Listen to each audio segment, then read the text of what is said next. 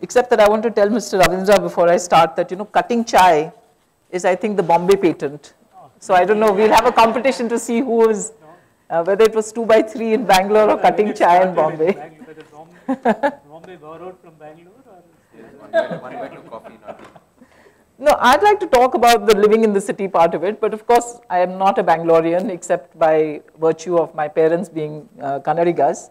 But I am unreformed Bombaya, Mumbaikar, whatever. I actually want to take up some of the things that have already come up in the last 2 days, but I'll give it in the context of Bombay, which is the city that I was born in and I live in and know best. And that is something that Gautam touched upon in the last session and has come up over and over again about how do we define an urban citizen. And I say this because from the perspective of being a person, a journalist who's written on these issues and live in Bombay, in the popular imagination, thanks to ill-informed journalists, as Justice Karchu would say, we have gone and presented the urban poor as non-citizens, basically, in everything we write.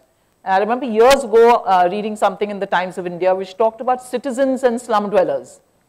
And that is when it suddenly occurred to me that actually that is the popular imagination that is being built by the media, which is peopled by those who think they are the citizens, and that everybody else is non-citizens. Now that is a true irony in a city like Bombay, where 60% now of the population of Bombay are slum dwellers. So by virtue of writing like this, we are actually rendering them non-citizens. So how do we get that talk back to people recognizing, not just in the technicalities of how you prove that you're a resident and what proof you have, but that really accepting that this is what our cities are. Some are more extreme like Bombay with much bigger population of urban poor, and I'm sure Bangalore has maybe 25%. No, Bangalore is much less. Much less? Even Bombay, the latest survey, yeah. The MOHAP puts it at about 43%, not 60%. But whatever the percentages, yeah, it's a huge number. It is. By Close numbers, to half, it's huge. Yeah. Close to half of it. And, so I want to touch on this thing of who is an urban citizen. The other thing I'd like to talk about is within that context also, if we recognize that the urban citizen is the rich and the poor, then what should be the direction of our policies in our cities? And how come they're not influenced by it? And within that, I want to address the vote banks thing that kept coming up over and over again during the last 2 days. Now, the latest issue that has come up in Bombay in which this issue of the urban citizen comes up is that of street vending. I think a couple of speakers touched on this new act that's going to come in called Street Vendors Protection of Livelihood and Regulation of Street Vending Act, Bill 2013, which has already been presented to the Lok Sabha, and we are assured by Mr. Ajay Makan that it will be passed. Now, in Bombay, that's a very odd, again, I don't know the Bangalore situation, but I'll tell you in Bombay, there are more than 300,000 street vendors in different parts of the city, more concentrated in some than in others. But only around 10% of them have actually been issued licenses by the Bombay Municipal Corporation. So in other words, all the rest of them are illegal. Yet, on a daily basis, the municipal corporation actually collects fines from some 25,000 of them on a daily basis and actually issues receipts. That's the irony. I mean, here are people who are illegal because they don't have licenses, but they are charged every day for unauthorized occupation, refuse removal charges. That is how it's, and they issued these. So in Marathi, they call the people who get the pauti. So because they get the pauti, they cannot actually be evicted. But actually they are illegal because they don't have license. And the rest, as I said, continue to be illegal. So it's a strange situation in the city where the municipal corporation refuses to acknowledge that these people are here. In the popular imagination and much of what is written in the press, this whole concept of illegality is constantly reinforced by what is written. And it's and the point of view of the citizen who cannot move on the pavement because the street vendors are there is constantly being written about. But who is the citizen who is being inconvenienced? Actually, if you talk to the people who actually walk on the pavements and who use the public transport, and especially if you talk to the women, you'll get a very different perspective. Because as far as they're concerned, these street vendors are extremely useful, because you pick up everything on your way to the station, or when you get off at your station, you pick up stuff that you need on your way back. Studies that have been done on safety in cities, this book that was written called Why Loiter, which was based on a study of Bombay and the whole issue of safety and public space, showed again and again that where there are hawkers, actually women feel much safer, because those spaces have people till late in the night. So who are these people who are finding the street vendors such a nuisance? Again, it's a small population of people who actually never walk on those pavements, because they're using private vehicles to move around, and they have this idea of what Bombay should be and what living in Bombay should be, and this is an inconvenience, you know. So I think unless these kind of issues of this legality and illegality are reconciled in the manner in which we look at the people who live in our cities, I think over and over again these issues will come. I mean, to me the street vending issue is just an extension of anyway that perennial issue we have of slums in Bombay, where X percentage of our slums are illegal, and you know, people are called illegal, which is what I found really strange, you know. You render a person illegal by virtue of the fact that you've decided they should not be there at all, but they are there, they have been there, for generations they have lived there, including on the pavements, and yet you continue to speak about them as illegal.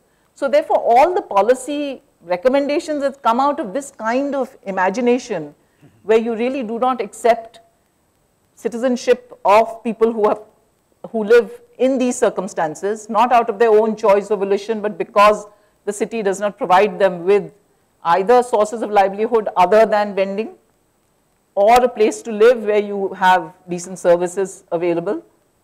So you have decided that you're not going to give them that, and yet at the same time you also decide they're not citizens, and then your whole policy is based on demolitions, removal, etc., you know. So I feel somehow this has to be something that certainly those of us who write in newspapers have to keep constantly bringing out, because I don't believe that there will be an understanding of things like this street vending bill that has come up now in India, in our cities, unless this kind of acceptance is there that those who are selling those goods on the street are as entitled to do that as I, working as a journalist in a newspaper, you know, as a citizen. So that is one aspect of it. The other thing I just want to do as an anecdotal thing, you know, as journalists, when I cover elections, for instance, I used to make it a deliberate point to make sure that I spoke to the urban poor, because I found that quite often election coverage consisted of part of laziness on the part of journalists, just reaching out to whoever was within the periphery of your office. So you might find a chaiwala or a cigarette wala, so you think you've got the Aam Aadmi's voice. And Aadmi, mind you, huh? Not Aurat. One of the elections that I covered, I think it was a municipal election. This is something I've always remembered, because I went to this area called Nagpada, which is in central Mumbai, for those of you who know Bombay. And that used to be an area actually which had a lot of pavement dwellers, many of whom now have been cleared away. So one of the women I went when I was doing this coverage, I met this woman called Lakshmi, who had been living in the same spot in this road called Sofia Zubair Marg for something like 20 or 25 years. She had given birth to a son. She told me exactly how that happened. She told me how during the monsoon, because Sofia Zubair Marg always gets flooded, she would go into the next door compound where she could take her khatia and sleep over there. So then I asked her, I said, you know, you live in this place where you can't even stand up straight. Why are you even interested in elections? I mean, no government does anything for you people. You know, for years you're living over here, you don't have water, you don't have sanitation, you don't have anything. So why bother about voting? So, you know, she said to me, she said, Didi, if I don't vote, nobody will know that I am there. And, you know, I've never forgotten that, because for me, this is the thing we underestimate about the poor who live in our cities. That voter ID card or the ration card that they have is proof for them that they are there, that they exist. And yet, you know, as I said, people like us in our cities continue to deny them, you know, that citizenship, that agency.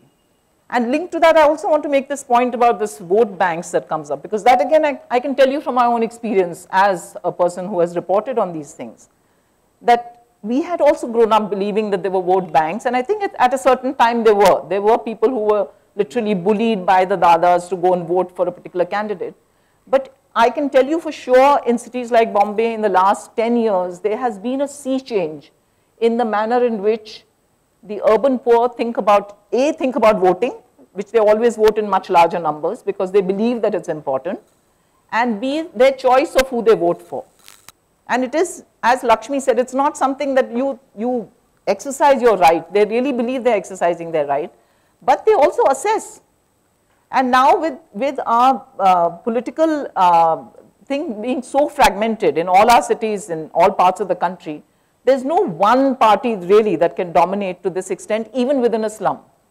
So the result is they make all kinds of calculations. So after the riots, for instance, the 92-93 riots, I went to one particular area in Dharavi, which I had covered during the riots, and they had actually built a wall. There were Muslims on one side and Tamilians on the other side, Hindu Tamilians, and built a wall between these two. When I went back, it was called Sakina Bai Chaul, the other one, where the Muslims lived, and I asked the women there, who are you going to vote for?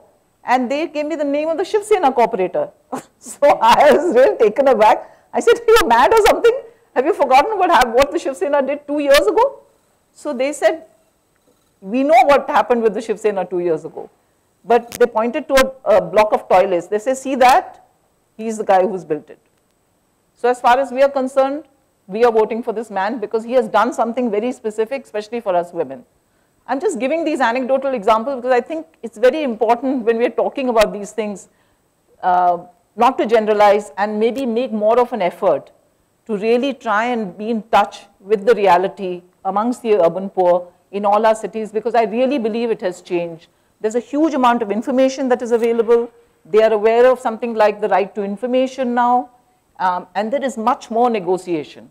There is negotiation. They know who are the people who can deliver, who will not deliver. They might trust one person one time. If that person doesn't deliver, they will just reject. And this has nothing to do with parties particularly, you know. I mean, it's possible Muslims will not necessarily vote for the Shiv Sena, but there are many areas, as I said, where they actually do, because it depends on the individual cooperator. So I think it's a very complex scene. So I think it's very important to understand these things when we are discussing the whole issue of urban poverty and what has to be done, because we have to acknowledge, as much as their citizenship, also that they have agency when it comes to making political decisions. Why do we believe that they're dumb enough to be led by the nose to the voting booth? They do not. They do not. They know what they're doing. The third point I want to make is we've talked quite a bit about housing in the last 2 days. That again is an acute issue in Bombay. And Liza's presentation on Dharavi, we touched on the whole thing of the SRA, which again was an idea which came up to help the whole issue of housing for the urban poor, but it has failed completely, almost completely, because of the fact that it was not based on really understanding what kind of housing people needed or on any kind of consultation, but on a uniform basis of these 7-story buildings that were going to be built without any regard to densities, facilities, etc. And also it was assumed that if you give that FSI of 4 for Dharavi, for instance, we were talking about FSI earlier, that automatically developers will be, enticed by that additional FSI, not paying any heed to the fact that what does the FSI of 4 in a crowded locality like Dharavi do on the whole issue of livability. We're not worried about livability for the poor, we only think about livability for ourselves, So I think again discussions like these, I know they're technical discussions sometimes, but I feel the perspective somehow does not encompass the whole issue of the people in whose name we are talking about these things.